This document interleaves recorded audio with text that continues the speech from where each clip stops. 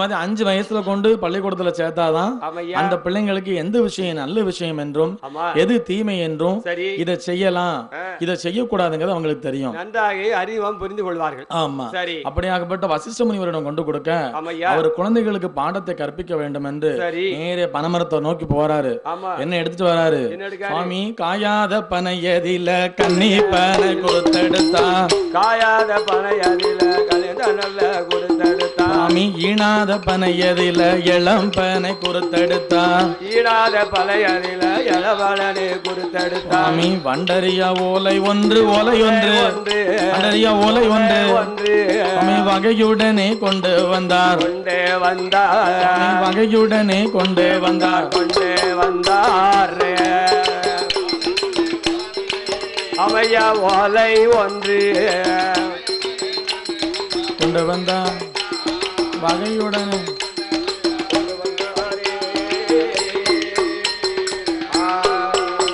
சுவாமி அரிகரி கொன்றை வேந்தன் அறிந்து கொண்டான், அவன் அறிந்து கொண்டான் அன்னையும் பிதா என்று வேதம் தெரிந்து கொண்டான், அவன் அன்னையும் பிதா என்று வேதம் தெரிந்து கொண்டான். அரிகரி கொன்றை வேந்தன் அறிந்து கொண்டான், அவன் அறிந்து கொண்டான் அன்னையும் பிதா தெரிந்து கொண்டாரா, அன்னையும் பிதா என்று வேதம்.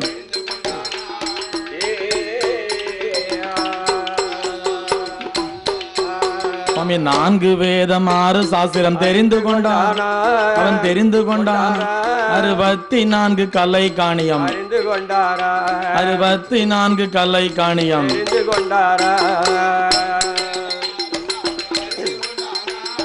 அறிந்து கொண்டாரா.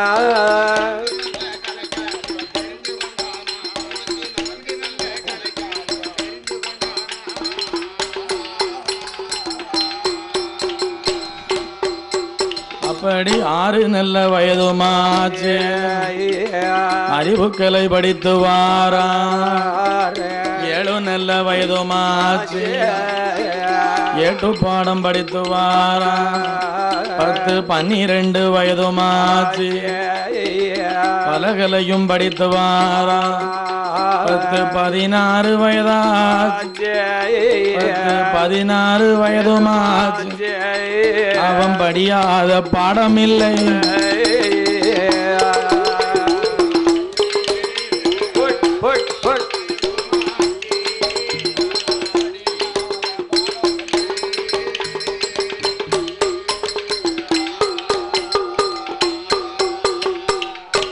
அப்படியாக சரி குலகுரு வசிஷ்டம் போய் ஆயக்கலைகள் 64 எல்லா பாடங்களையும் படித்தார். அதாவது நீங்க சொன்ன மாதிரி 4 வேதத்தை படித்தார். 4 வேதம்னா என்ன தெரியுமா? சொல்லுங்க. அதாவது ரிக் யஜுர் சாமம் அதர்வண வேதம் என்பது 4. ஆமா. 6 சாஸ்திரங்கள் படித்தார். ஆமா. 6 சாஸ்திரம்னா என்ன? என்ன? சரிகை கிரிகை அப்பாத பஞ்சபட்சி ஒரே நூல் நிமிர்த்த கால் உள்ளமடையா, இந்த 6 சாஸ்திரம் படித்தார். வேற என்னெல்லாம் படித்தார்? அதுபோக குதிரை யுத்தம், யானை யுத்தம், வெள்ளு அடிக்கிறது, பானை எப்படி தொடுக்கிறது, இந்த எல்லா தொழில்களுமே அவருக்கு தெரிஞ்சது. எல்லா பாடங்களையும் படித்தார். ஏன் இவ்வளவு கலைகள் அவங்க படிச்சாங்க? சரி, நாளை என்ன செய்ய போறாங்க? அயோத்தி ஆளக்கூடிய மன்னர்கள் அப்படிங்கும் போது வந்து அவங்களுக்கு தெரியாத விஷயங்கள் எதுவுமே இருக்க கூடாது. ஆமா, எல்லா பாடங்களையும் கட்டாயம் படிக்க வேண்டும். படிக்க வேண்டும். ராஜா வீட்டு பிள்ளை பாத்தீங்களா? ஏன்னா அந்த நாடே ஆளக்கூடிய அயோத்தி ராமன். அப்ப எல்லா விஷயங்களும் ஆயக்கலை அனைத்தும் தெரிந்திருக்க வேண்டும். ஒரு நாட்டை ஆள போறவேனா அந்த மக்களுக்கு இதை செய்யணும், அந்த மக்களுக்கு இதை செய்யக்கூடாது, இது நிறைவா இருக்கு நிறைவா இல்லங்கிறது வந்து அவங்களுக்கு தெரியணும், கட்டாயம் தெரிய வேண்டும். அது மட்டும் இல்ல, அயோத்தியை பொறுத்தவரையில பாத்துக்கிட்டீங்கன்னா அந்த கோசல நாடு இயற்கையாவே பாத்துக்கிட்டீங்கன்னா பஞ்சம் இல்லாத ஒரு நாடு, அது செல்வ செழிப்பு நாடு. ஆமா, யுத்தமே இல்லாத ஒரு நாடுங்கிறனாலதான் கோசலாபுரி நாட்டுக்கு அந்த பெயரே வந்திருக்கு. அந்த அயோத்தியாபுரி பக்கத்திலே ஒரு சரையு நதி வந்து ஓடிக்கொண்டிருக்கிறது. ஆமா, அதனால அது செல்வ செழிப்பா இருக்கு. ஆமா, எந்த ஒரு குறை கிடையாது. நரி இல்லையா, நதி. அதுக்கு நரி நரின்னு கேக்கு. ஆமா ஆமா ஐயா, நரி இல்லையா, நதி. நதி, சரையு நதி. நதி எங்கே போகிறது? கடலை தேடின மாதிரி எங்க போகுது? அயோத்தி மாநகரம் நோக்கி போகுது. அயோத்தியில பாத்துக்கிட்டீங்கன்னா எந்த வீட்டுக்குமே கதவே கிடையாதான். ஏன் கதவு கிடையாது? கதவு கிடையாது, ஏன்னா திருட்டே போகாதாங்க. கதவு போட முடியாம அவ்வளவு வசதி இருந்து ஐயா கதை போட முடியாம இருக்காங்க. ஆமா அப்படி இல்லையா, தச்சு வேலை பாக்குறதுக்கு ஆளுன்னு கிடையாது. சரி அதாவது என்ன அப்படின்னா யார் அங்க இருக்கக்கூடியவங்க எல்லாருமே நேர்மையோட உடையவர்கள். சரி ஒருத்தங்க பொருளுக்கு இன்னொருத்தங்க என்ன செய்ய மாட்டாங்க, ஆசைப்பட மாட்டாங்க. மற்றவங்க பொருளுக்கு ஆசைப்பட மாட்டாங்க. ஆமா அயோத்தி ராமன் ஆளக்கூடிய பூமி அப்படிங்கும் போது வந்து சாதாரணமாக இருக்குமா? சரி தசரத சக்கரவர்த்தி ஆளும் போது நீதி நேர்மை தயவு தாட்சணையோட ஆண்டு வந்திருக்காரு. வந்திருக்கிறார். அப்ப அவருக்கு பிறகு ஆளக்கூடிய அயோத்தி ராமன் எப்படி இருப்பாருன்னு பாத்துக்கிடுங்க. நாட்டுல வந்து எந்த விதமான ஒரு களங்கமும் இல்ல. ஆமா ராஜா வீட்டுல என்ன பொருள் எல்லாம் இருக்கோ அதெல்லாம் குடிபட ஜனங்கள் வீட்டுல எல்லா பொருளுமே ஆமா மன்னர்களுக்கு ஒரு சாப்பாடு மக்களுக்கு ஒரு சாப்பாடுன்னு கிடையாது. கிடையாது. குடிசையில இருக்கவங்களுக்கு ஒரு சாப்பாடு சரி கோபுரத்துல இருக்கவங்களுக்கு ஒரு சாப்பாடுன்னு கிடையாது. எல்லாரும் சமநிலை. ஆமா தசரத சக்கரவர்த்தி என்ன சாப்பிடுறாரோ சரி அதுதான் கடைக்கோடியில இருக்கக்கூடிய மக்கள் எல்லாருமே என்ன செய்வாங்க, என்னய்யா சாப்பிடுவாங்களாம். சப்பா அதுதான் அயோத்தி. சரி அப்படி 16 வயது இருக்கும்போது இருக்கும்போது அந்த தசரத சக்கரவர்த்தி நினைக்காரு, என்ன நினைக்கிறா? நமக்கு வந்து என்ன ஆயிற்று, என்ன அதாவது வாழும் பிராயம் போய் சரி வயோதிகர் ஆகக்கூடிய காலம் வந்துச்சு. நமக்கோ வந்து வயதாகி விட்டது. ஆமா சரி தன்னுடைய மகன்மார்கள் 4 பேருக்கும் சரி பாலபிராயம் போய் ஆமா பருவ பையன் ஆகக்கூடிய நாட்கள் வந்து விட்டது. பிள்ளைகளும் வாலிப பருவங்களாகி ஆமா விட்டார்கள். ஆமா சரி இனிமே பேசாம ஆட்சி பொறுப்பை என்ன செஞ்சிடலாம், என்ன செய்யணும்? தன்னுடைய பையன் கையில கொடுத்துட்டு ஆமா நம்ம கொஞ்சம் ஓய்வு எடுப்போம்னு அவர் நினைக்காது. என்று அயோத்தி மன்னன் தஜர உமான் மனசிலே எண்ணிக்கொண்டிருக்கிறார். எண்ணிக்கொண்டிருக்கிறார். அப்படி எண்ணிக்கொண்டு இருக்கும்போது என்ன உலக வழக்கப்படி பாத்துக்கிட்டீங்கன்னா 4 பையன் அவருக்கு. சரி முதலாவதாகப்பட்டது ராமபிரான், ஆமா இரண்டாவது பரதன், பரதன் மூன்றாவது சரி லட்சுமணன், ஆமா 4வது சத்ருகன். சத்துர்க்க பெருமாள். ஆமா உலக வழக்கப்படி கொடுக்கணும்னா மூத்த தாரத்தினுடைய பெயர் ராமபிரானுக்கு தான் ஆட்சியை கொடுக்கணும் அந்த ராமனுக்கு தான் பட்டத்தை சுட்ட வேண்டும் அப்படின்னு அவர் நினைக்காரு. சரி இவர் அந்த மாதிரி பேசிக்கிட்டு இருக்கும் போது பாத்துக்கிட்டீங்க அப்படின்னா என்னய்யா அந்த வீட்டுல இருக்கக்கூடிய ஒரு பாட்டி சரி என்ன என்ன எல்லா இடத்துலயுமே குட்டையை குழப்பி ஒரு பிரச்சனையை கிரியேட் பண்ணா அங்க யார் வந்துருவா, யார் வருவா? ஒரு பாட்டி வந்துருவாங்க. அது எப்படியாவது ஊருக்கு 2 பாட்டி இருப்பாங்க. ஆமா அந்த பாட்டி நேரம் எங்க போறாங்க, எங்க போறாங்க? கோசலையினுடைய தங்கை சரி கைகையினிடம் போறாங்க. அடே அப்பா ஆமா கைகையினிடம் போய் என்ன சொல்றாங்க அப்படின்னா, என்ன சொல்கிறாரு? அதாவது உன் கணவன் தசரத சக்கரவர்த்தி சரி அதாவது ராமபிரான் கோசலை பெற்றெடுத்த ஆமா ராமபிரானுக்கு இந்த நாட்டை முடிச்சுட்டு கொடுக்க தயாராயிட்டான். ஆமா நீ என்ன பண்ணு, என்ன செய்யணும்? ராமபிரானுக்கு அந்த நாட்டை கொடுக்காம சரி ராமனை 14 ஆண்டு காலம் வனம் அனுப்ப வேண்டும் என்றும் ஆமா உன்மகன் பரதனை நாடாள வேண்டும் என்று நீ தசரத சக்கரவர்த்தியிடம் போய் கேளுன்னு சொல்றான் என்று முறையை விட்டு கேளு என்று சொன்னார். ஆமா சரி அந்த பேச்ச கேட்டவன கைகை முதல்ல வேண்டான்னு தான் சொல்றா. சரி ஆனா பாட்டிங்கிறவங்க எப்படி ஆளு, ஆமா ஒரு இதை என்னது ஈன பேனை பெருமாளாக்கி ஆமா பெருமாளை பிச்சை எடுக்கக்கூடியவங்கன்னு சொல்லுவாங்கல்ல, அதான் சொல்லுவாங்க கரைப்பார் கரைத்தால் கல்லும் கல்லும் கரையும். சொல்வார்கள். ஆமா எறும்பு ஊற ஊற கல்லும் தேயும் சொல்வார்கள். அந்த மந்தாரை கூனி பாட்டி சொன்ன வாக்க கேட்டு சரி கைகை நேரு தன்னுடைய மன்னன்கிட்ட போறா. ஆமா என்ன சொல்றான் அப்படின்னா, என்ன சொல்கிறார்? ராமனை 14 ஆண்டுகள் சரி 14 மாதம் ச- 14 நாட்கள் சரி காடாள வேண்டும் என்றும், சரி ஆமா ஆ,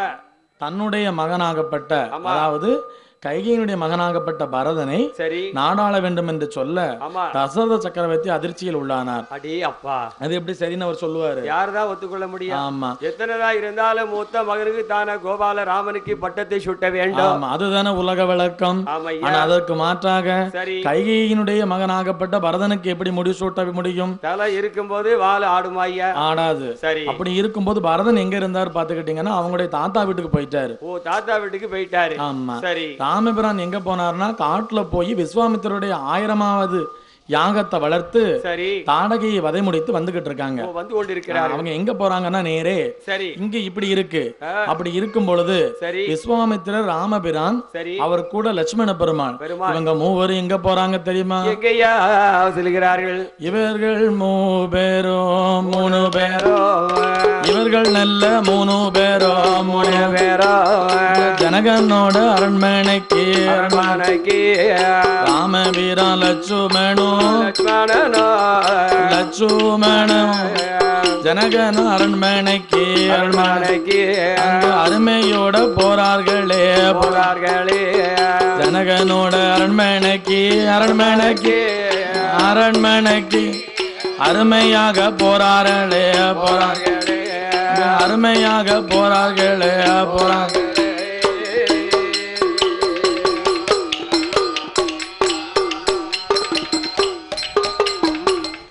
ராமபிரான் சரி லட்சுமணன் விஸ்வாமித்திர முனிவர் 3 பேரும் ஜனகனுடைய அரண்மனைக்கு போறாங்க. அரண்மனைக்கு வருகிறார்கள். ஜனகனுடைய அரண்மனை எங்க இருக்கு? எங்க இருக்கு? மிதிலை நாட்டுல இருக்கு. தென்மிதிலா தேசத்திலே இருக்கிறது. பாத்தீங்களா? அந்த ஜனகனுக்கு பாத்துக்கிட்டீங்கன்னா ஒரே ஒரு மக, ஒத்த மக, தவம் இருந்து பெற்ற மக. அவ ஒரு தங்க பெட்டியில பிறந்திருக்கான். ஜனகனுக்கு வந்து ஒரே ஒரு மகா. ஆமா, அதே மாதிரி எனக்கு அப்படித்தான். எனக்கு ஒரே ஒரு மனைவி. ரொம்ப கொடுத்து அப்படியே ஐயா குளத்தாங்கரையில பிறந்தாங்க. கைகண்டார் குளத்து பக்கத்துல. அப்படியா? சரி, நீங்க இப்ப சின்ன பிள்ளை. ஆமா. அப்படி இருக்கும் பொழுது சீதாதேவி பாத்துக்கிட்டீங்கன்னா அவளுக்கு சீதை என்று பெயரிட்டாங்க. அழகாக பிள்ளைக்கு சீதை என்று பெயர் கொடுத்தார்கள். ஆமா. அப்படி பெயர் கொடுக்கும் பொழுது சீதாதேவி கூடயே ஒரு சிவதனுஷ் வில் அப்படிங்கக்கூடிய ஒரு வில்லும் பிறந்தது. ஒரு வில்லும் கூட பிறந்து வருது. அந்த வில்லு வளர வளர சீதாதேவியும் வளர்ந்துகிட்டே இருக்காங்க. சீதா பிராட்டி அழகாக வளர்ந்து கொண்டு வருகிறாங்க. இப்ப அவங்களுக்கு 16 வயதாச்சு. சரி, 16 வயது நில அம்மா பூத்தி இருந்தால் நிறைந்தே இருந்தால், பூத்தி நீர்தான் நிறைந்திருந்தாள் அம்மா புஷ்பவேதி பெண்ணுமான அல்லி மலர் பூத்ததை போல் அந்த அருங்கிளியும் பூத்திருக்காள். அந்த முல்லை மலர் பூத்ததை போல் சுவாமி மொழி குழலால் பூத்திருந்தாள். அந்த வான்கரும்பு பூத்ததை போல் அந்த வனக்கிளியும் பூத்திருந்தாள். சுவாமி தேன்கரும்பு பூத்ததை போல் அந்த தேன்மொழியும் பூத்திருந்தாள். சுவாமி மல்லி மலர் பூத்ததை போல் அந்த மங்கை அவள் பூத்திருந்தாள். சுவாமி ரோஜா பூ பூத்ததை போல் ரோஜா பூ பூத்ததை போல் அந்த ராஜாத்தி பூத்திருந்தாள். பூத்ததை போல் ரோஜாப்பு பூத்ததை போல் அந்த ராஜாத்தி பூத்திருந்தாள். அவள் பெண்ணுக்கான பெண்ணழகி அம்மா பேடை கொண்ட மயிலழகி சுவாமி கண்ணுக்கான கண்ணழகி அவ காது மூக்கு வடிவழகி. யாரு? மூக்கழகா மொழியழகா அம்மா மூக்கத்தின் திருவழகா அவ செக்க சிவப்பழகி அம்மா செந்தூர பொட்டழகி சுவாமி வங்கி தலையழகி அவ வாடாமெல்லி நிறமழகி அம்மா ஓல பூச்செய்கையிலே அம்மாளுக்கு ஒரு பாகம் தலையழகா ஏறு நெத்தி புருவங்களா அம்மாளுக்கு எழுத்தாணி மூக்களகா மஞ்சன பெட்டி போல மங்கை அவள் நாடிகளா அம்மா வேப்பையில செய்கையில தாயி வேப்பையில செய்களில அவளுக்கு மேல் புருவம் 2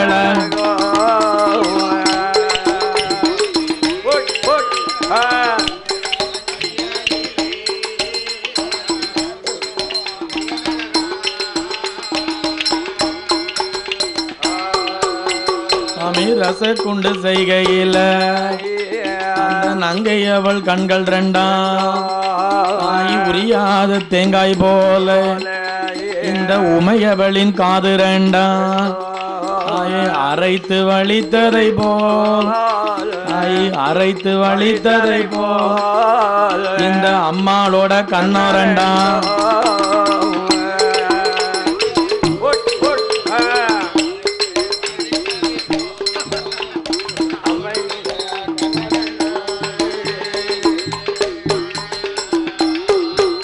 சுவாமி பிச்சி கட்டி கோர்த்ததை போ அவளுக்கு பின்பரிச பல்லு 2 சுவாமி முல்லை கட்டி கோர்த்ததை போ அம்மாளுக்கு முன்பரிச பல்லு 2 சுவாமி பதக்கம் கட்டி கோர்த்ததை போ அக்காளுக்கு பக்கம் 16 பல்லா சுவாமி ஈச்சங்கா செய்கையிலே ஈச்சங்கா செய்கையிலே தாய்க்கு எடனாவி பல்லு 2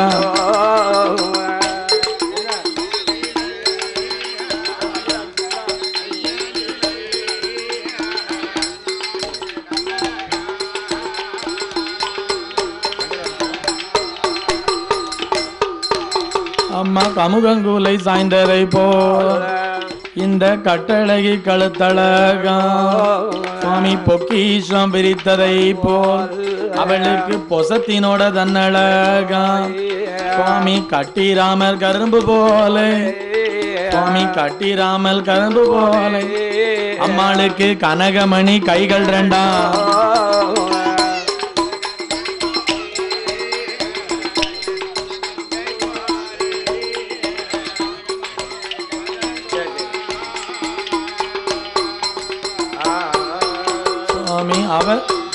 சுவாமி அவரக்க செய்கையிலே அம்மாளுக்கு 5 நல்ல விரலழகா சுவாமி பைத்தனத்து செய்கையிலே அம்மாளுக்கு 10 நல்ல விரலழகா சுவாமி பச்சீரம் பதித்ததை போல் அவளுக்கு வாய்த்த 10 நகமழகா ஐக்கு சித்துடுக்கு கடைந்ததை போல் அவளுக்கு சேலை கட்டும் இடையழகா ஆனை துதிக்கை போல இந்த அம்மாளோட தொடையழகா சுவாமி குதிரையோட முகத்தின் போல குதிரையோட முகத்தை போல இந்த கோமதியால் முட்டழகா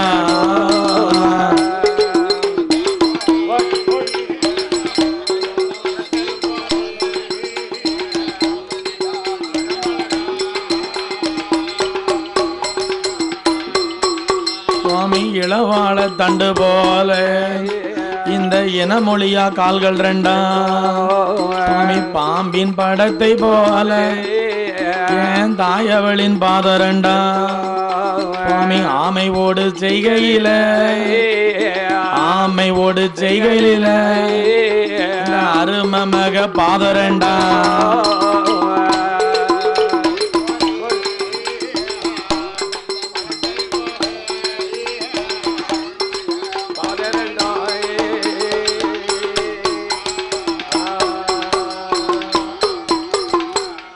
அப்பேற்பட்ட அழகோட சரி நம்முடைய ஜனகன் பெற்றெடுத்த மகள் ஆமையா அவளை போல அழகுன்னு பாத்துக்கிட்டீங்கன்னா சரி இந்த உலகத்துல யாருமே கிடையாது. சீதாதேவி அழக போல சீமையில யாரும் கிடையாது, யாருமே கிடையாது. அம்மையோட அழக போல அகிலத்துல யாரும் கிடையாது. ஆமா. உத்தமி அழகு போல உலகத்துல யாரும் கிடையாது. இந்த தாய் அவளுடைய அழகை போல ஆமா தரணி எங்கும் ஆமா யாருமே கிடையாது. சீதாதேவி அழக சொல்லணும்னா நமக்கு ஆயுஷே போதாது. ஆமா. சீதாதி அம்மாளுக்கு வாழப்பூ சாயலில ஒரு பாவம் தலைமுடியும், ஏறுநெத்தி புருவங்களாம் எழுத்தாணி மூக்கழகம். சீதாதி அம்மா தலைமுடிய உழைச்சி விட்டாங்கன்னா ஆமா குதிங்கால வரை அடிக்குமா அடிக்குமா. அந்த காலத்துல அப்படி முடி வளர்ந்துருக்கு. ஆமா. அப்பேற்பட்ட பெண்ணு சரிங்களா. இப்ப இந்த காலத்துல தாய்மார்கள் அந்த சீக்கா தேய்ச்சா முடி வளர்ந்துராதா, ஆமா இந்த எண்ணெய் தேய்ச்சா முடி வளர்ந்துதான்னு பாக்க. ஆமா. ஓடி வளர்ந்தனா ஒரு சான் தான் வளருது. ஆமா. அன்னைக்கு பாருங்க தாண்டல செல்ல மகளுக்கு முடி. அன்னைக்கு உண்மையிலே பாருங்க ஆலங்குளம் பஸ் ஸ்டாண்ட்ல நாங்க வில்லுப்பாட்டை முடிச்சிட்டு புரோக்கரா முடிச்சிட்டு எல்லாரும் 6 பேர் உட்கார்ந்து இருந்தோம். சரி. ஒரு அக்காளுக்கு பாத்தீங்கன்னா உண்மையிலே நீள தலைமுடியா இருந்தது. சரி. நாங்க ஓடி ஓடி ஓடி ஓடி செல்போன்ல படம் பிடிச்சோம். எங்களுக்கே ஆச்சரியமா இருந்தது. சரியா போச்சு. அக்கா உங்களுக்கு இவ்வளவு நீள தலைமுடியா இருக்க, உங்க தலைமுடி ரகசியம் என்ன, என்ன உங்க கூந்தல் ரகசியம் என்னன்னு கேட்டான். கேட்டீங்க. அப்ப அந்த அக்கா சொன்னா என்ன சொன்னாங்க, தம்பி என் கூந்தல் தலைமுடி ரகசியம் என் வீட்டுக்காருக்கே தெரியாது, மறைமுகமா வச்சிருக்கேன், ஏதோ நீங்க ஆசைப்பட்டு கேட்கன்னு சொல்றேன்னு சொன்னாங்க. அவங்க வீட்டுக்காரருக்கே தெரியாத உங்ககிட்ட சொல்ல போறாங்க. என்கிட்ட மனப்பட்டு சொன்னாங்க. நல்ல அம்மா. சரி சொல்லுங்க அப்படின்னு. சரி. அவங்க அப்பதான் சொன்னாங்க. சரி. என் தலைமுடி நீள தலைமுடியா இருக்கு என்ன காரணம் தெரியுமா? என்ன காரணம்? காலையில சோப்பு போடுவேன். சரி. நல்லா கேட்கணும். சரி. காலையில என் தலைமுடிக்கு சோப்பு போடுவேன். சரி. மத்தியானமானா சீவைக்காய் போடுவேன். சரி. சாயந்தரம் ஆச்சுன்னா ஷாம்பு போடுவேன். சரி. ராத்திரி தூங்கும் போது மட்டும் எடுத்து கொண்டு ஆணில போடுவேன். ஆமா முடிஞ்சிச்சு. அதான் அவ்வளவு நீள தலைமுடியா இருந்திருக்கு. ஆமா. அவ மாப்பிளைக்கே தெரியாது. ஆமா. சோப்பு போடுவாங்கும் போது யோசிச்சிருக்கணும். அப்பதான் யோசனை பண்ணேன். ஓஹோ 2000 ரூபாய் கொடுத்து வாங்கி பாப்போம். ஆமா. அப்ப ஈவினிங் ஆனா அந்த முடி எங்க போயிருது?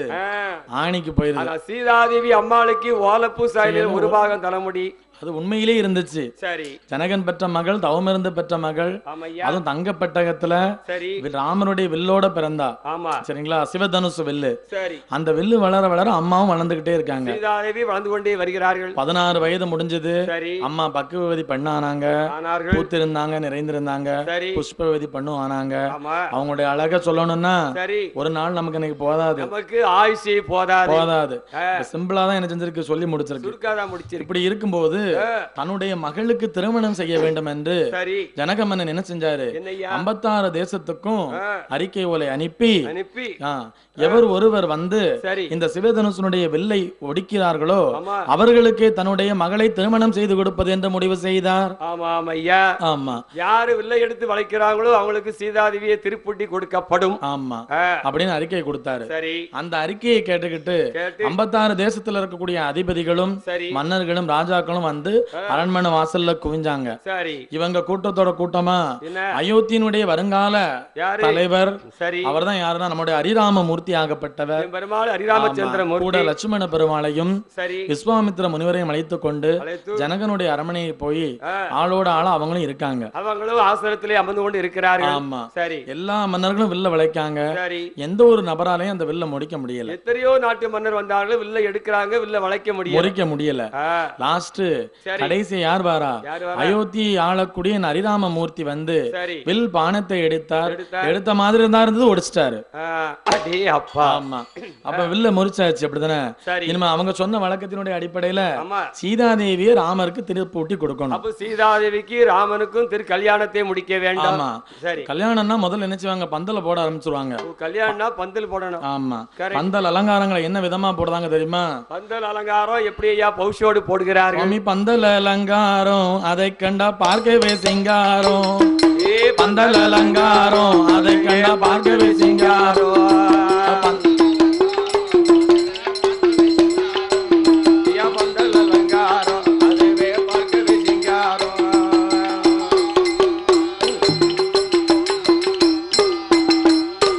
முல்லையில் தோகை முருங்கில பச்சை அல்லி மலரோடு அழகான ரோஜா. தோகை முருங்கில பச்சை அல்லி மலரோடு பல புஷ்பங்கள் பௌசுடன் கொண்டு கொட்டகை எங்கும் அலங்காரம் செய்த பந்தல் அலங்காரம். ஆமையா,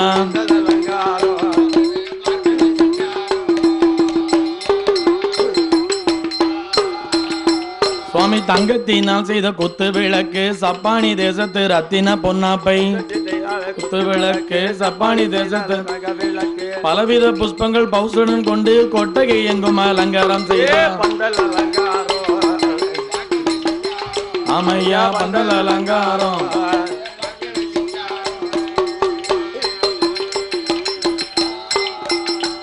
அங்கே வாழை மரம் கொண்டு வந்து வாசல் எல்லாம் அலங்கரித்தா. மல்லி மலர் கொண்டு வந்து மண மேடை எல்லாம் அலங்கரித்தா. பிச்சி மலர் கொண்டு வந்து தெருக்கள் எல்லாம் அலங்கரித்தா. ஈச்சம்பாளை கொண்டு வந்து இருபுறமும் அலங்கரித்தா. சீதாதேவி பண்கொடிக்கு திருமணம் என்று சொல்லி சீதையோட அரண்மனையில் சீதையோட அலங்காரமும் நடக்குதையா.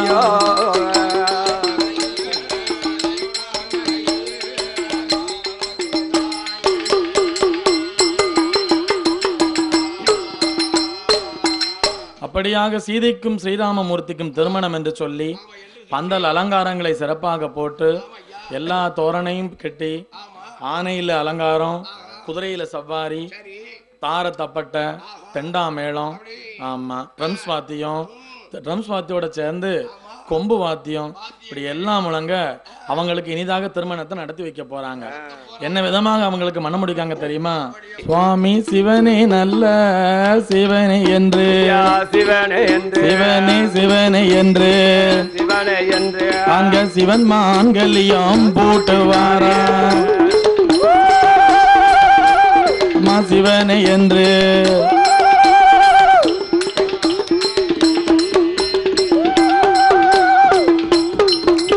அங்கே அரணை நல்ல அரணை என்று அரணை அரணை என்று அந்த அரண் மாங்கல்யம் சூட்டுவாரா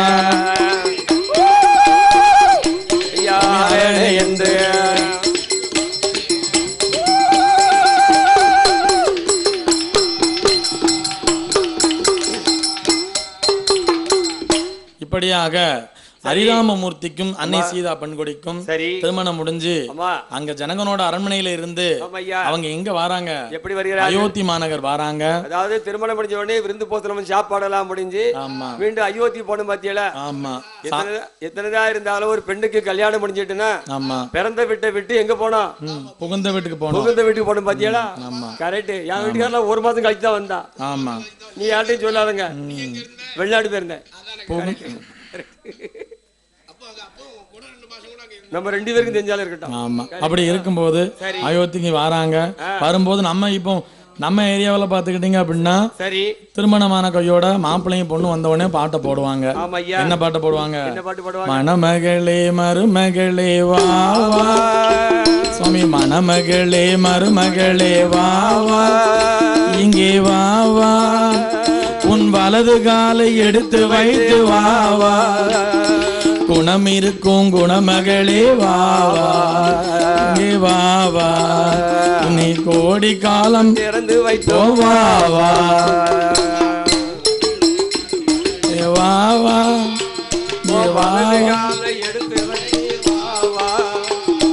குலம் இருக்கும் குணமகளே வா வா, கோடி திறந்து வைப்போம் வா வா.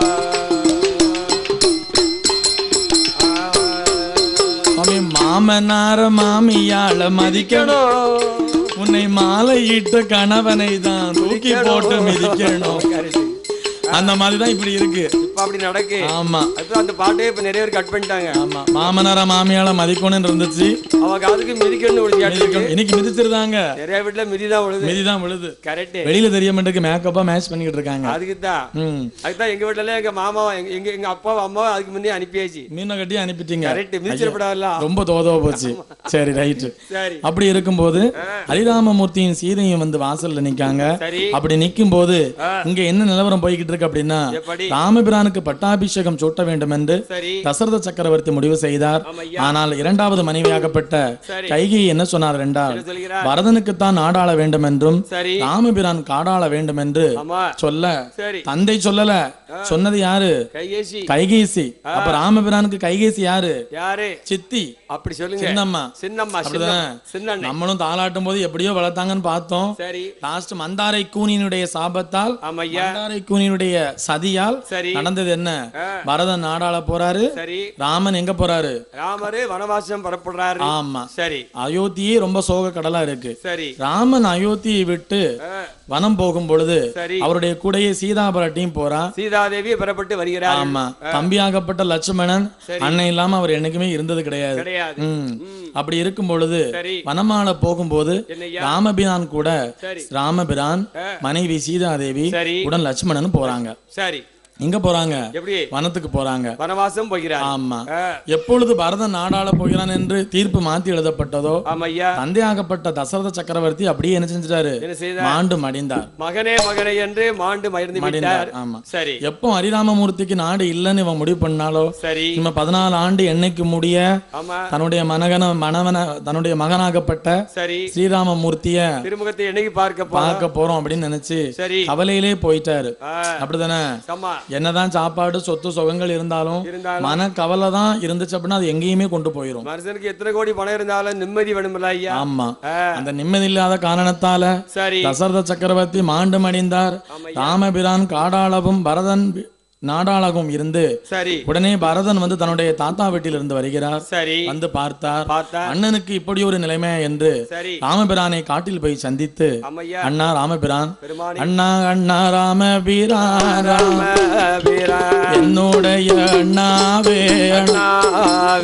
அண்ணா அண்ணா ராமபிரான், அண்ணா என்னுடைய வார்த்தை கேளோ, நாடாள வாருமையா, நாராயண வாருமையா, அண்ணா அண்ணா நாராயணா, நாடாள வாருமையா, நாராயண வாருமையா, அகிலத்தை ஆள வந்த எங்கள் ஹரிராம வாருமையா, எனக்கு நாடு வேண்டாமையா வேண்டாமையா, எம்பெருமான் வாருமையா, எம்பெரு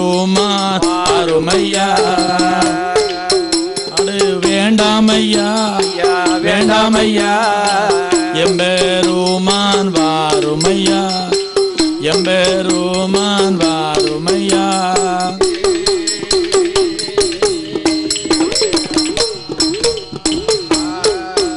சுவாமி அதற்கேட்ட ராமமூர்த்தி தம்பி தம்பி தம்பி தம்பி என்னுடைய தம்பி தம்பி அப்ப நான் நாட்டை ஆண்டாளென்ன என்னுடைய அருமை தம்பி என்னுடைய அருமை தம்பி ஆண்டாளென்ன என்னுடைய அருமை தம்பி என்னுடைய அருமை தம்பி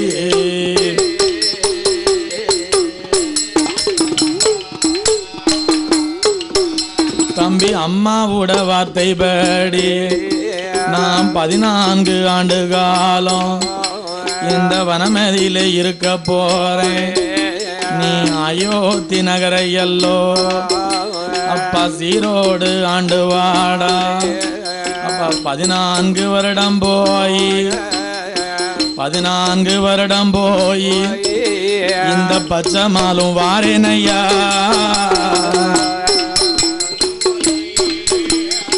14 வருடம் போய் இந்த பச்சை மாலும் வாரேனையா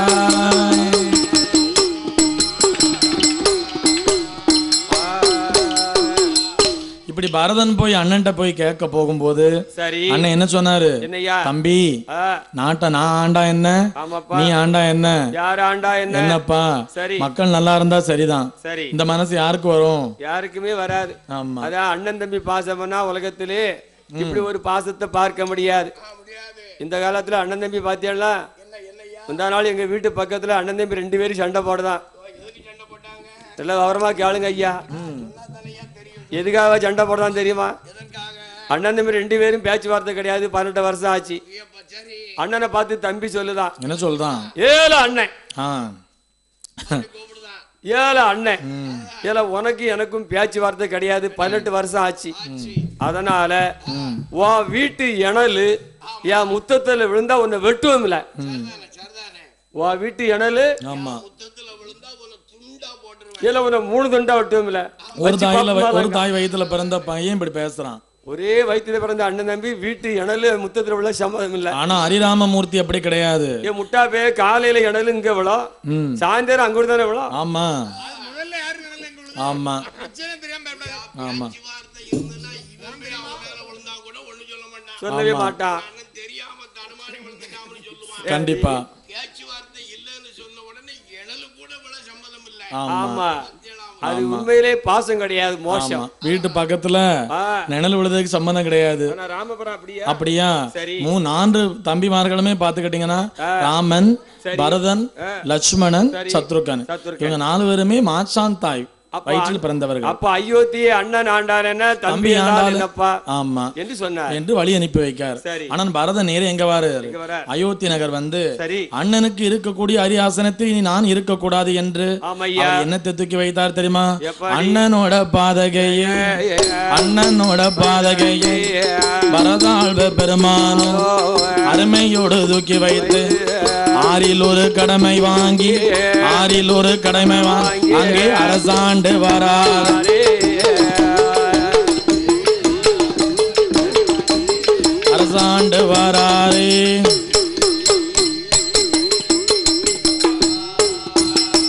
சுவாமி 6 ஒரு கடமை வாங்கி அசையாத மணிகள் கட்டி சீரோடும் சிறப்போடும் அயோத்தியை ஆண்டு வாரா பஞ்சம் ஏதும் இல்லாமல்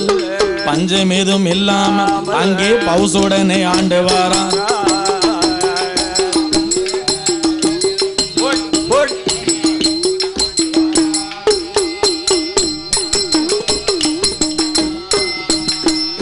எங்க ஐயாவன பரதாழ்வா அப்பா இல்ல குறையில்லை அண்ணன் இல்லா நிலை இல்லை தம்பியையும் ஆள போறான் எந்த வித குறையுமே அயோத்தியும் பெற்றிடாமல் பஞ்சம் ஏதும் இல்லாமல் வறுமை ஏதும் இல்லாமல் மக்கள் நல்ல சிறப்போடும் மலை தண்ணி வளத்தோடும் சீரோடும் சிறப்போடும் சீரோடும் சிறப்போடும் அந்த அயோத்தியை ஆண்டு வாரா.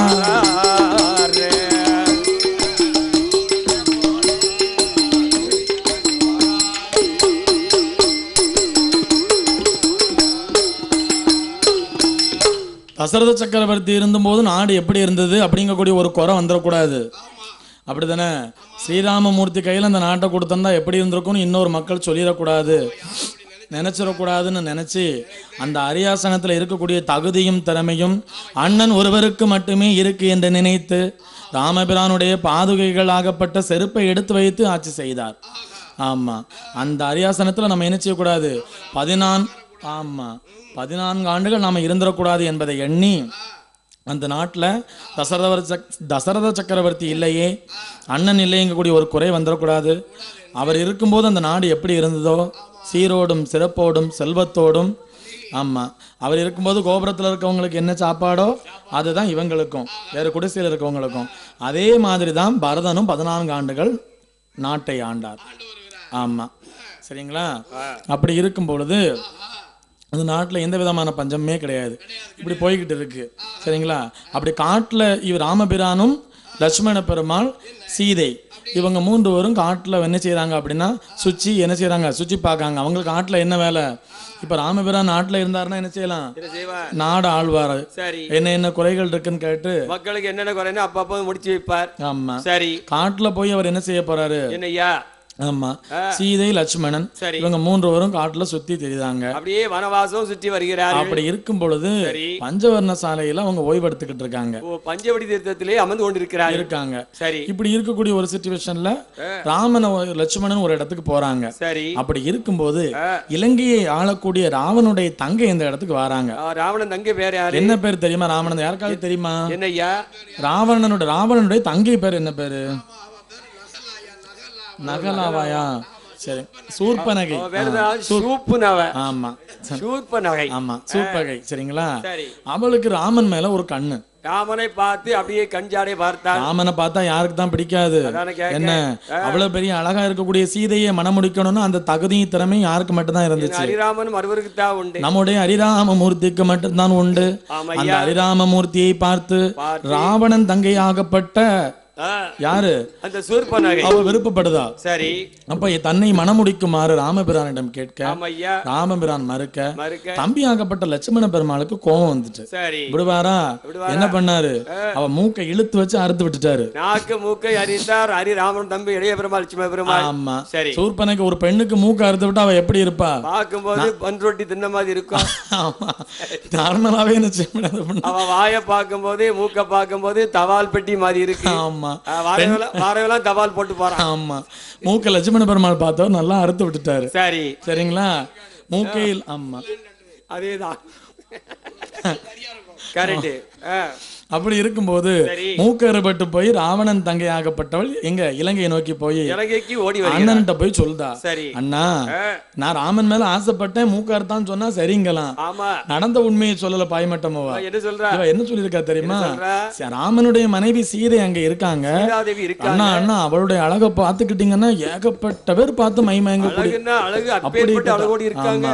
அவளுடைய அழகை போல இந்த அகிலத்துல யாருமே கிடையாது. மனைவி இருக்காளே அண்ணி மண்டே மண்டைய உதறி மண்டோதரி. ஆமா, அதெல்லாம் என்ன அழகு.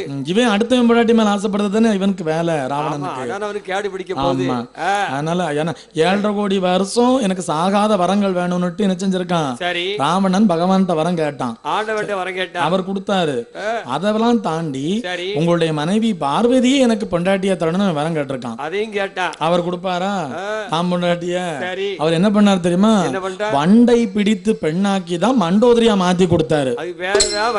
அவதான் மண்டோதரி. சரிங்களா? ஆமா, மண்டோதரி இருக்கும்போது அவன் தங்கச்சியை பாருங்க, சூர்பனகை சீதையை பெண் கேட்டு வந்தேன்னு சொல்லி சொல்லி அண்ணன்கிட்ட ஏமாத்தான். அதாவது அங்க நடந்தது ஒண்ணு, இங்க நடந்தது ஒண்ணு, தோசையை மாத்திர மாதிரி பேசுறான். பெரட்றா. இப்பதான் பெரட்டி பேசுறேன்னா சொல்லியா கொடுக்கணும். சொல்லுங்க. ஆமா, பிள்ளைங்களை பொறுத்தவரையில ராஜா இல்லைன்னா ராணி ஒரு காலத்துல சொல்லும் போது, பையங்களை பொறுத்தவரையில திரிசா இல்லைன்னா திவ்யான்னு சொல்லுவாங்க. சொல்லுவாங்க. ஆனா இன்னைக்கு அப்படிலாம் கிடையாது. பொம்பளை பிள்ளைங்க தான் இன்னைக்கு மாத்தி பேசிக்கிட்டு இருக்காங்க. ராணி என்ன ராஜா இல்லைன்னா ராஜன். ஓ ராஜா இல்லன்னா ராஜன் அப்படிங்கிற மாதிரி தான் இன்னைக்கு நடந்துகிட்டு இருக்கு காலங்கள். பெண்கள் தான் இப்ப முந்திக்கிட்டு. ஆமா, ஆனா சொல்றது என்ன சொல்லுவாங்க, எல்லா பெண்களும் அப்படி கிடையாது, சில பெண்கள், ஒரு சில பெண்கள். ஆமா, அப்புறம் போய் உட்கார்ந்து நம்ம மேடை நோக்கி கல்லு வந்துடக்கூடாது பாத்தீங்களா. பெண்களை வந்து தாய் குலங்களை நம்ம குறைச்சு பேசக்கூடாது. ஒரு சில பெண்களை பொறுத்த வரையில அப்படி இருக்காங்க, எல்லாரும் சொல்ல முடியாது. ஆமா, ராஜா இல்லன்னா ராணி அப்படிங்கக்கூடிய காலத்துலதான் ஆண்கள் இருந்தாங்க. ஆனா இன்னைக்கு அப்படி கிடையாது. ராஜா இல்லன்னா ராணின்னு பெண்கள் இருக்காங்க, திரிசா இல்லன்னா திவ்யான்னு முன்ன இருந்தாங்க. ஆமா, இன்னைக்கு அப்படி இல்ல. சரிங்களா? அப்படி இருக்கும் பொழுது அந்த சூர்பனை ஆகப்பட்டவள் அண்ணனிடம் வந்து சொல்றா. ஆமா, என்ன சொல்றா? அண்ணா அண்ணா ராவணனே ராவணனே, அண்ணா அண்ணா ராவணனே ராவணனே, என்னுடைய வார்த்தை கேளும் வார்த்தை. அந்த அயோத்தி ராணியவள் அந்த வனமதியில இருக்கிறாளே, அவ பெண்ணுக்கான பெண்ணழகு, அவ உனக்கு ஏற்ற கண்மணியா, அவ கண்ணுக்கான கண்ணழகி. அம்மா அவளுடைய அழகை போல அண்ணா அண்ணா ராவணனே, அண்ணா அண்ணா ராவணனே, இந்த அழகை போல யாரும் இல்லை.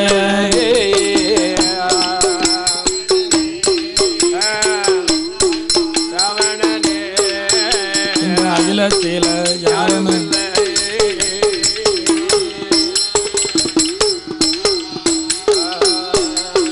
அண்ணா அண்ணா ராவணனே ராவணனே, என்னுடைய வார்த்தை கேளு வார்த்தை கேளு. அந்த சீதாதேவி அழகை போல அழகை போல இந்த சீமையில யாரும் இல்ல யாரும் இல்ல. அந்த வனக்கிளி அழகை போல அழகை போல வனக்கிளி அழகை போல இந்த இலங்கையில யாரும் இல்ல யாரும் இல்ல.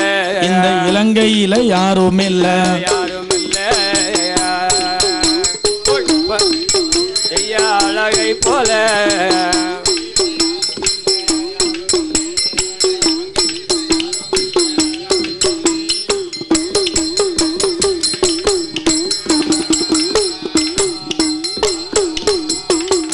தங்கையனுடைய வார்த்தையை கேட்டான். உன் மூக்க அறுத்ததுனால நீ வருத்தப்படாதம்மா, அவங்கள போய் பழிக்கு பழி வாங்கிட்டு நம்ம என்ன செஞ்சிடலாம், வந்துடலாம். இந்த மூக்கு போச்சுன்னா ஒரு ரப்பர் மூக்கு, ரப்பர் நார்மலா இருக்கக்கூடிய மூக்கை வச்சு பார்க்க முடியாது. ஆமா, ரப்பர் மூக்கை வச்சா அப்ப எப்படி இருக்குங்கிறத கொஞ்சம் யோசிச்சு பாருங்க. பரவாயில்ல, கவலைப்பட வேண்டாம். ஆமா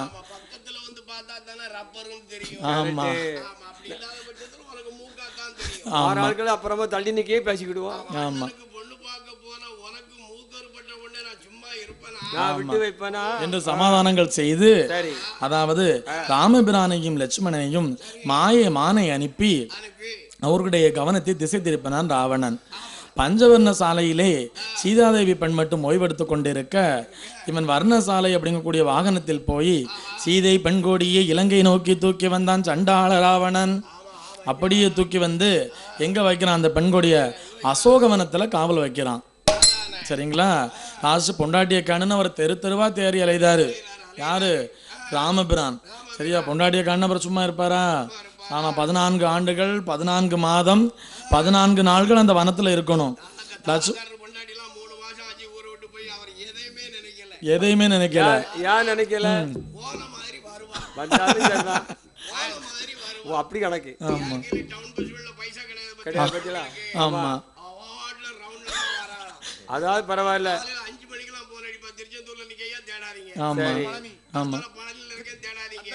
மகளிருக்கு பயணம். இந்த பஸ் ஃப்ரீயா என்ன, இந்த பஸ் ஃப்ரீயா விட்டாங்கல்ல, அந்த டயத்துல என் வீட்டுக்காரி ஃப்ரீயா பஸ்ல போறதுக்கு ஆசைப்பட்டு போய் பாவசூத்திரம் போயிட்டு வரேன்னு சொன்னா. அங்க இருந்து ஒரு பெரிய பஸ்ல ஏறி இருக்கா, சுரண்டைக்கு போயிருக்கா, அங்க இருந்து சங்கர் கோயில் போயிருக்கா.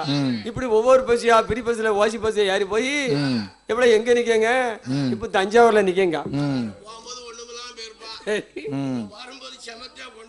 ஆமா, அந்த மாதிரி. ஆமா, மகளிருக்கு பேருந்து பயணம் ஃப்ரீன்னு சொன்னதுதான். நம்ம மக்கள் என்ன செஞ்சுட்டாங்க, சுத்தி ரவுண்ட் ஆரம்பிச்சிட்டாங்க. ஆமா, போகும்போது பிரிதான் வரும்போது பிரிதான். கரெக்ட். சரி, சொல்லி முடிக்கணும். சுருக்க சொல்லி முடிங்க. அப்படி இருக்கும் பொழுது சீதையை தேடி அனுமன் என்ன செய்யறாரு, இலங்கையை நோக்கி போறாங்க. சுக்ரீவன் என்ன பண்ணானா 4 திசைகளிலையும் என்ன செய்யறாங்க, சீதையை தேடி ஆள்களை அனுப்பி தென் திசையை நோக்கி என்ன செய்யறாரு, அனுமன் பறந்து போறாரு. ஆமா, அப்படி பறந்து போய் அசோகவனத்தை உள்ள போறாரு. போன உடனே சீதையை தேடி தேடி பாக்காரு, சீதையை இல்ல. உடனே எப்படி தேடுதாரு தெரியுமா, இன்னமும் காணலையே சீதையை, இன்னமும் காணலையே, என்னமோ காணலையே சீதையை, என்னமோ காணலையே சுவாமி, எப்போ காண்பேனோ சீதையை, எப்போ காண்பேனோ, எப்போ காண்பேனோ சீதையை, எப்போ காண்பேனோ சுவாமி. காணல் அடிக்குது கைகாலு நோகுது, காணல் அடிக்குது கைகாலு நோகுது, வேணல் அடிக்குது வெந்தனல் ஆகுது, வேணல் அடிக்குது வெந்தனல் ஆகுது. சுவாமி, இன்னமும் காணலையே சீதையை, இன்னமும் காணலையே,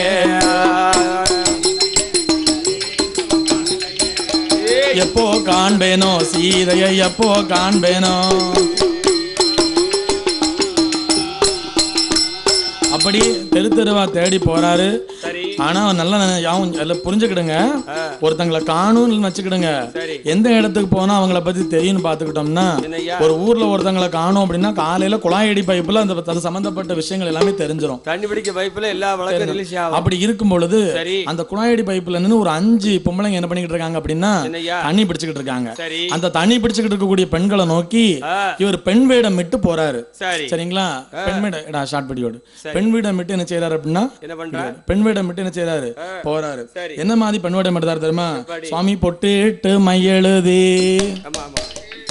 பொட்டிட்டு மையெழுதி, அங்கே புருவங்களும் மைதீட்டி, சுவாமி சம்மங்கிரி எண்ணெய் தேய்த்து, அங்கே தலைவாரி சடைகள் பின்னி, அம்மை செப்புக்குள்ள அடைத்து வைத்த அந்த சேரவர்ண பட்டுடுத்தி, அந்த குழலுக்குள்ளே அடைத்து வைத்த அனுமன் கோரவர்ண பட்டுடுத்தி, அந்த பச்சை நிறத்தாலே பைங்கிளியும் சட்டை போட்டு பவளத்தால் சேலை கேட்டி அனுமந்தனும் போறாரே.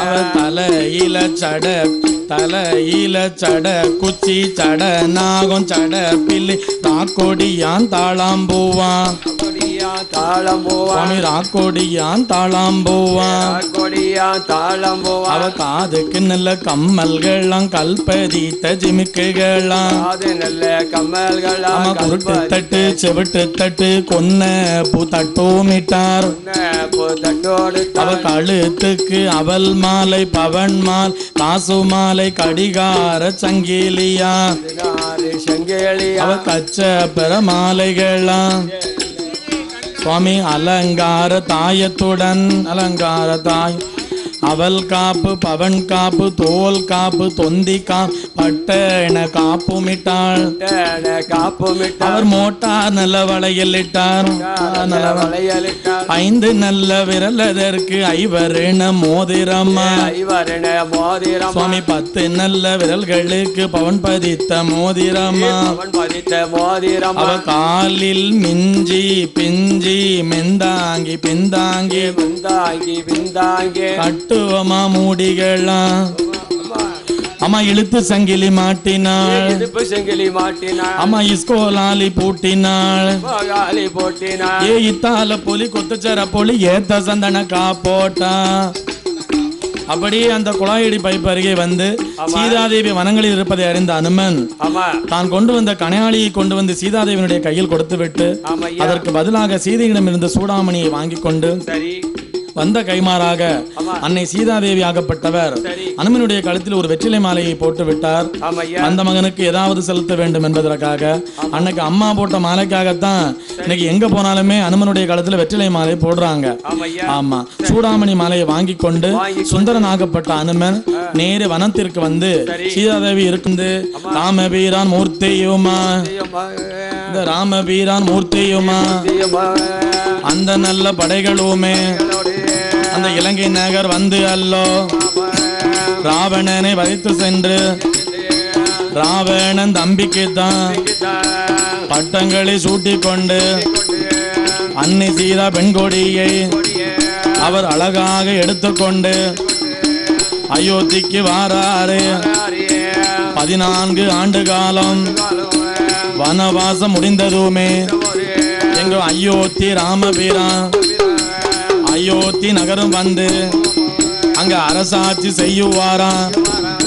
சீரும் நல்ல சிறப்புடனே அவர் சிறப்பாட்சி செய்து கொண்டு எங்க ஹரிராம மூர்த்தியுமா அவர் அங்கிருந்து பயணமாகி காசி நகர் தனை கடந்து காசியிலே வாழ்கின்ற அவர் காசி விஸ்வநாதரையும் அந்த விசலாட்சி அம்பிகையை அவர் கண்டு மெல்ல தான் வணங்கி அங்கிருந்து பயணமாகி மதுரை நகர் வந்து அல்லோ மதுரையில வாழுகின்ற சொக்கனையும் மீனாட்சியையும் அவர் கண்டு மெல்ல தான் வணங்கி அவர் அங்கிருந்து பயணமாகி அவர் குற்றாலம் தன்னை வந்து அந்த குற்றால நாதரையும் அந்த குடல்வாய் மொழி அம்மாளையும் அவர் கண்டு மெல்ல தான் வணங்கி அவர் அறிவிக்கிற நீராடி அவர் அங்கிருந்து பயணமாகி தென்காசி சன்னதியில்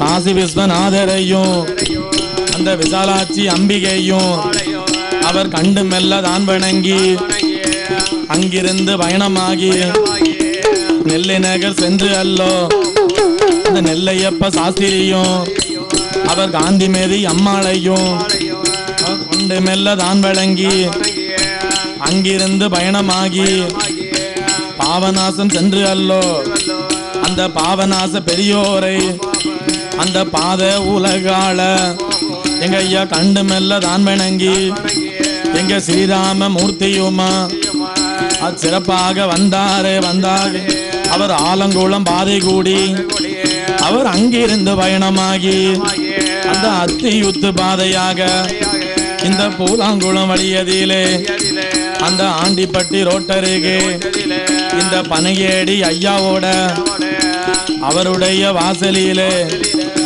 அவருக்கு வலதுபுறம் அவரை கண்டு மெல்ல வணங்கியல்லோ அவர் நிலைய மேலே வாங்கி கொண்டு பனையடி அன்புபதி ஐயாவினுடைய வலதுபுறமாக என் ஐயா பனையடி அன்புபதி ஐயாவை ஸ்ரீராமமூர்த்தியும் அவருடைய மனைவி சீதை பெண்ணாகப்பட்டவளும் லட்சுமண பெருமாள் அனுமனும் சேர்ந்து கண்டு வணங்கி ஹரிராமச்சந்திரன் அவருக்கு வலதுபுறமாக அதாவது இந்த பனையடி அன்புபதி ஐயாவினுடைய வலதுபுறமாக கண்டு நிலையங்களை வாங்கி மக்கள் எல்லாம் ஒரு பயிராகவும் அவர் ஒரு வேலியாகவும் இங்கு இருந்து வருடத்துக்கு ஒரு முறை பனையடி அன்புபதி ஐயாவின் மூலமாக 10 நாள் கொடை திருவிழாவை வாங்கி சீரோடும் சிறப்போடும் மக்களை எல்லாம் காத்து ரட்சித்து வருகிறாரே.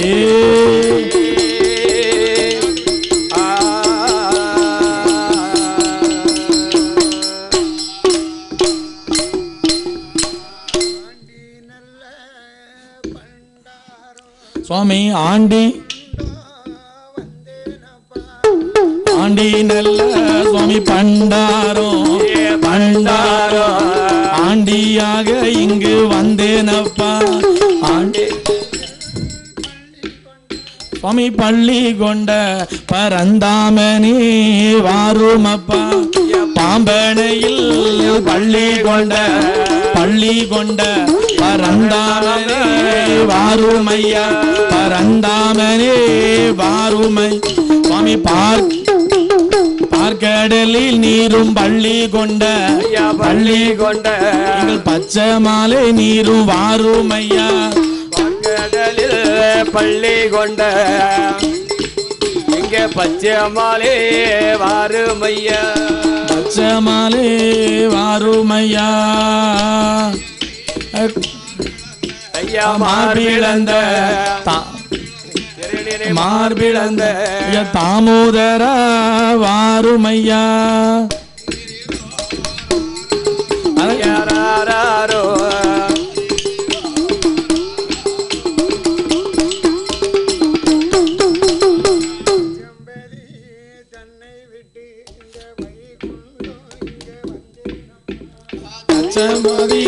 தன்னை விட்டு வைகுண்டமும் இங்கு வந்தேனப்பா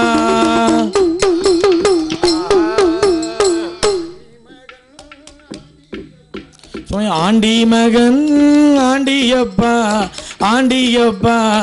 ஆயர் குலம் நீனும் காத்தவனே ஆண்டே மகே ஆண்டி அப்பா தினமோ பாடி வந்தேன் உனக்கு 8 நாமோ சுவாமி 27 உனக்கு தொட்ட நாமோ ஐயா 96 நாமோ 27 தொட்ட நாமோ 97 பார்கடலில் ஐயா பள்ளி கொண்ட பச்சை மாலை எங்கள் ரகுராமா ஐயா பள்ளி கொண்ட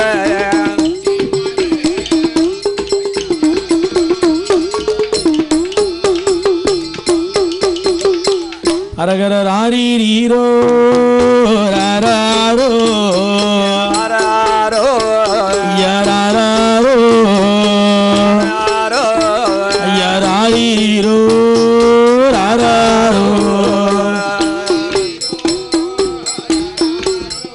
ஐயா ராரோ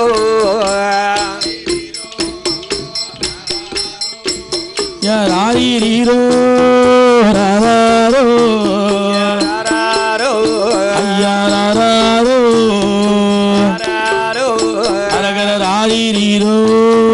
ராரோ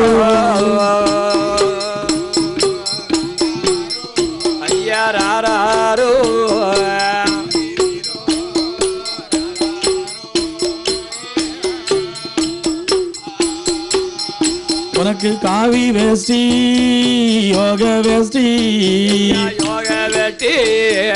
எம்பெருமா உனக்கு கச்சபரம் கமண்டலமா ஐயாவுக்கு யோக வேஷ்டி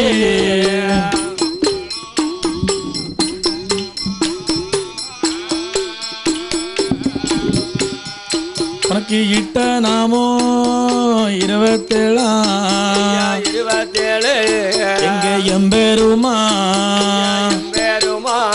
உனக்கு தொட்ட நாமோ 97 யாரோ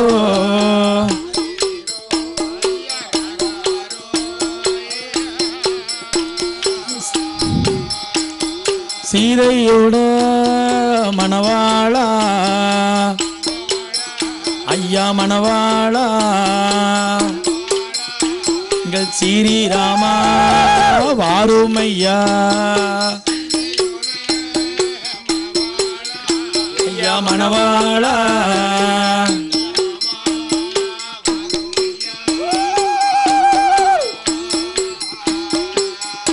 ஐயா கோசலையா திருமகனே எங்கள் நாராயணா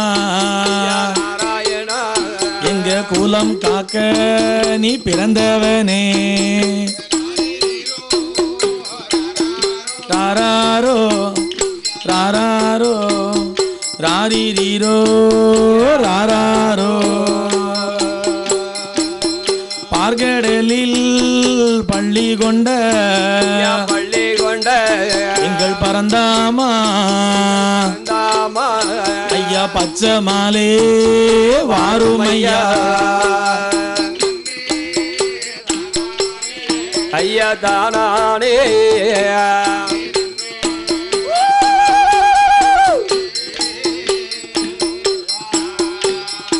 இந்த மாநிலத்தை ஆள வந்த ஐயா ஆள வந்த எங்க மாயவனே ரகுராமா ஐயா தானானே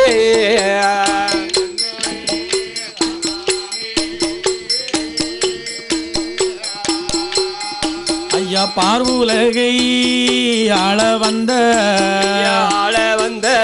எங்க ஆள வந்த எங்கள் பரந்தாமா வாருமையா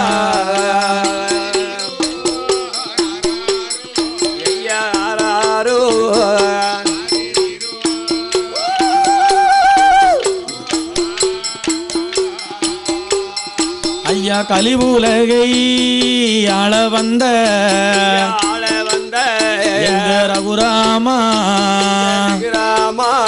எங்க கண்ணனாக நீரு வாரும் ஐயா தானாரே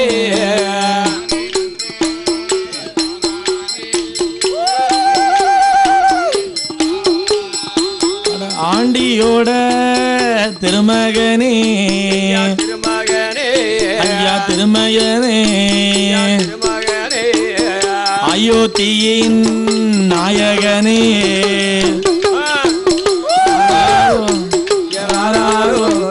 அயோத்தியின் திருமகனே ஹரிராம வாருமையா ஐயா பார்கடலில் பள்ளி கொண்ட எங்கள் பச்சமாலி ரகுராமா ஆணி நெல்ல பாதமேறி நீ ஆயர் குலம் காத்தவனே எங்க பண்டாரமே வாருமையா ஐயா ஆண்டியாக வந்தவனே நீ அகிலத்தை ஆள வந்த எங்க அர்ச்சுதனே ரகுராமா ஐயா ஆணி நெல்ல பாதமேறி எங்க பண்டாரம் வாருமையா அப்பா வீதி சுக்கி பார்க்க வேணும் அப்பா விருப்பமோடு ஆள வேணும் எங்கள் ரகுராமா ரகுராமா அன்னை சீர மணவாளா ஆடி வாரம் பாடி வாராம் அவர் ஆதாளி போட்டு வாராம் அவர் பிள்ளை இல்ல மக்களுக்கு எங்கள் ஹரிராம மூர்த்தியுமா அவர் பிள்ளை நல்ல வரம் கொடுப்பார் அவர் பச்சை மாலின் வாகனே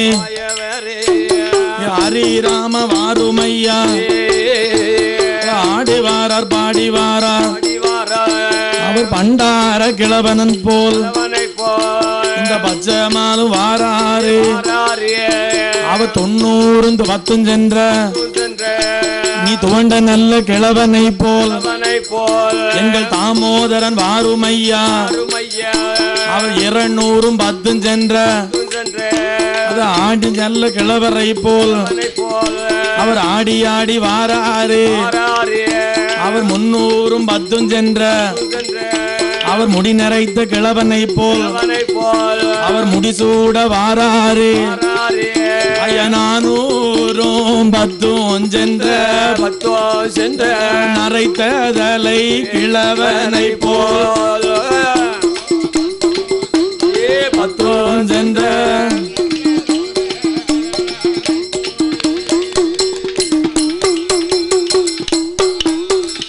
பண்டார கிழவன் போலே பச்சமாலு வாராரே அவர் ஆடி வரும் வேளையில இந்த மக்கள் எல்லாம் நின்று கொண்டு ஐயா உங்களோட வரத்திற்காக ஐயா உங்களோட வரத்திற்காக இங்கு வேண்டிக் கொண்டு நிற்கோமே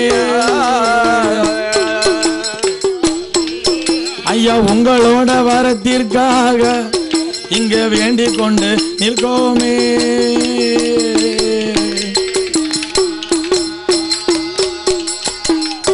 நாராயண ஐயா நாராயண நாராயண ஐயா நாராயண அமையா நாராயண நாராயண ஐயா நாராயண நாராயண ஐயா நாராயண நாராயண ஐயா நாராயண நாராயண நாராயண ஐயா நாராயண அமையா நாராயண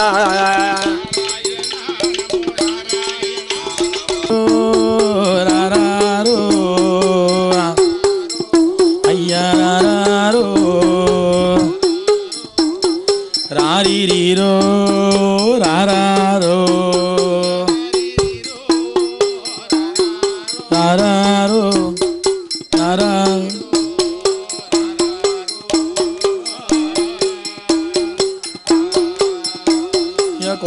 கோசலையாள் பெற்ற மகன் பெற்ற மகன் எங்கள் கோதண்டனே ரகுராமா யா பெற்ற மகன்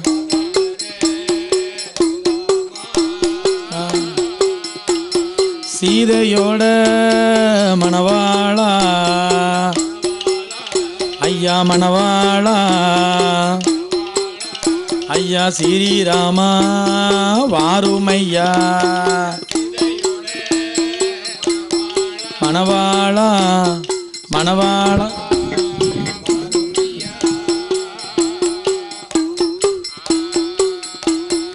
ஆண்டி என்ற கிழவன் போலே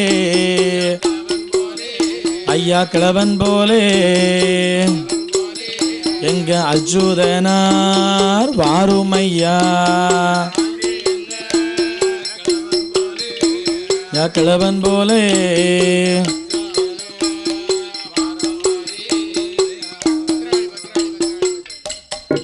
தாய வேளையான வேளையம்மா என் தாயான காளியம்மா அவ அப்போ நல்ல சடையழகி அம்மா ஆங்கார ரூபக்காரி உனக்கு எரிந்த மோகம் சிவந்த கண்ணா காளிக்கு தான் 7 போக தலையழகா என் தாயான காளியம்மா உனக்கு வடக்கு நல்ல விழுந்த சேட என் தாயான காளியம்மா உனக்கு வடகடலும் நீராட அம்மா தெற்கு பக்கம் விழுந்த சேட உனக்கு தென்கடலும் நீராட உனக்கு மேலு பக்கம் விழுந்த சேட அம்மா மேல்கடலும் நீராட உனக்கு கீழு பக்கம் விழுந்த சேட என் தாயான காளியம்மா உனக்கு கீழு பக்கம் விழுந்த சேட தாய அப்பூ சடையழகி நீ ஹரிராமன் தங்கையவ அம்மா கரகத்து இடையழகி நீ கிருஷ்ணனோட தங்கையம்மா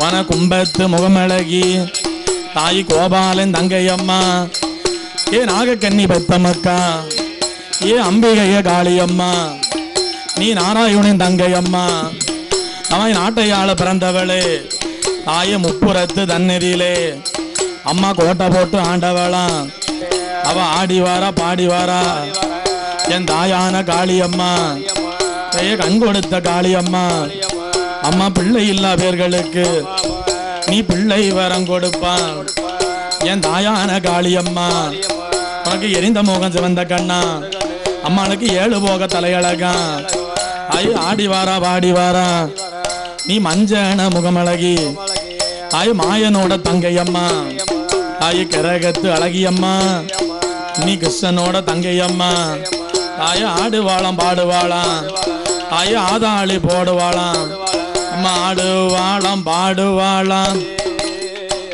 அம்மா ஆதாளி போடுவாளாம் என் தாயான காளியம்மா உனக்கு உடுக்கை வந்து பிறந்ததம்மா அம்மா உத்ராட்ச பூமியிலே அம்மா உடுக்கை வந்து பிறந்த போது இந்த உத்தமியா நீ பிறந்தாய் அம்மா உடுக்கையிலும் கொலுவிருப்பா உன் உண்மைகளை யார் அறிவா அம்மா உடுக்கெடுப்பா பிறம்பெடுப்பா தாய் உண்மை கூறி சொல்லிடுவா உனக்கு பம்பை வந்து பிறந்ததம்மா தாய்க்கு பள்ளிங்குமா மண்டபத்தில் அம்மா பம்பை வந்து பிறந்த போது என் தாய் பவுசுடனே தான் பிறந்தா